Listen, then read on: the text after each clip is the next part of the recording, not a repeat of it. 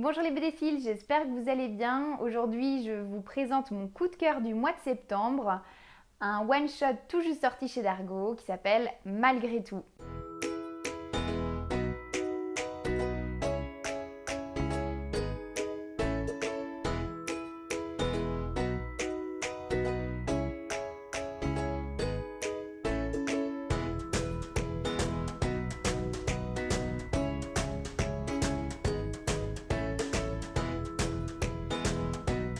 Malgré tout, c'est l'histoire d'Anna, une sexagénaire charismatique, ancienne mère tout juste retraitée, mariée, maman et mamie. Une battante au grand cœur qui sait imposer le respect. Très attachée à sa ville natale et à son poste de mère, la retraite a longtemps été difficile à envisager. Malgré tout, c'est aussi l'histoire de Zeno, un célibataire endurci, libraire proche de la retraite et docteur en physique après 40 longues années de thèse. Zeno est ce qu'on appelle une âme libre, rêveur, voyageur, séduisant et mystérieux, épris de liberté et d'infini. 37 ans se sont écoulés depuis leur rencontre. Une rencontre inattendue, magique, inoubliable entre deux êtres que tout oppose et pourtant liés par une passion intemporelle. 37 ans d'amour impossible mais intarissable. 37 ans et les voilà, Anna et Zeno face à face, le visage marqué par le temps. Des rides, des cheveux gris, mais toujours le même sourire aux lèvres, les mêmes étoiles dans les yeux. On dirait presque la fin d'un conte de fées. Et pourtant, c'est ainsi que commence notre histoire. J'ai découvert Jordi Lafèvre en tant que dessinateur pour quelques excellents scénarios de Zidrou. Je pense notamment aux Beaux étés, une saga familiale solaire, et à Lydie, un one-shot éblouissant qui rend hommage à la gentillesse et à l'empathie. Ici, j'ai eu le plaisir de redécouvrir Jordi Lafèvre puisque c'est sa première BD en tant qu'artiste complet.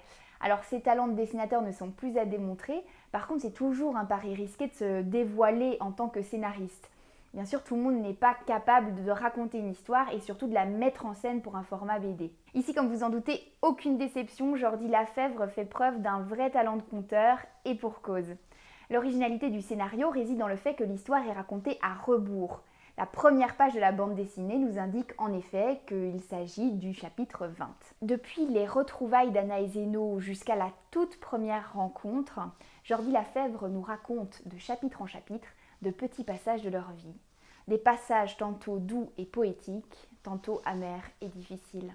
Cette narration hyper originale, il me semble que c'est la première fois en tout cas que je rencontre ce procédé dans une bande dessinée, n'est pas aléatoire. Comme vous le découvrirez en lisant l'album, Zeno passe de longues années à peaufiner sa thèse de doctorat, selon laquelle le temps peut aller en arrière. Une fois arrivé au dernier chapitre, ou plutôt devrais-je dire au premier, je n'ai eu qu'une envie, tout relire. Revenir aux premières pages déjà parce qu'elles font magnifiquement écho aux dernières, mais aussi tout relire dans le bon sens pour prendre la mesure du lien qui unit Anna et Zeno et aussi pour mieux comprendre tout leur choix de vie. Le dessin si tendre de Jordi Lafèvre rend ses personnages ultra attachants. Il accorde comme toujours une importance toute particulière au visage. Les regards, les sourires sont extrêmement expressifs. Mention spéciale pour les dernières pages qui ne contiennent aucune parole mais qui disent tout. Je suis ressortie de cet album le cœur serré de joie et d'émotion. Dans un monde où on nous parle de divorce avant même d'être marié, dans un monde où tout semble aller si vite et rien ne semble éternel, qu'il est bon et qu'il est rassurant de se plonger dans une telle lecture. Voilà les bédéphiles, c'est déjà la fin de cette capsule. J'espère qu'elle vous aura donné envie de feuilleter l'album et plus si affinité. En tout cas, moi je vous fais un gros bisou et je vous dis à bientôt pour la prochaine capsule.